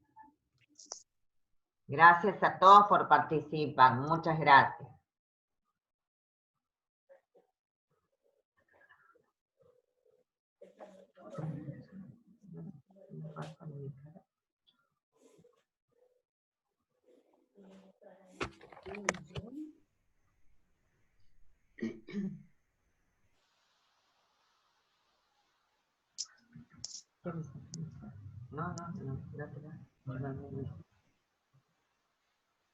Desde Mendoza, muchísimas gracias a todos. Excelentes las exposiciones. Gracias, gracias.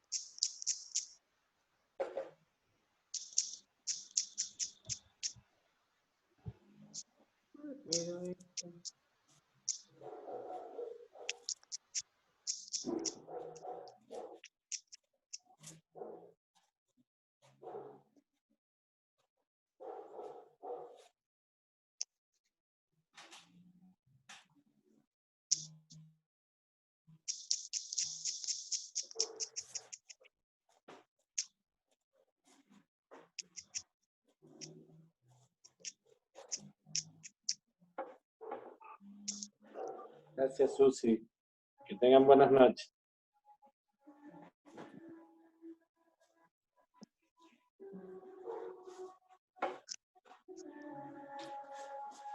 Buenas noches.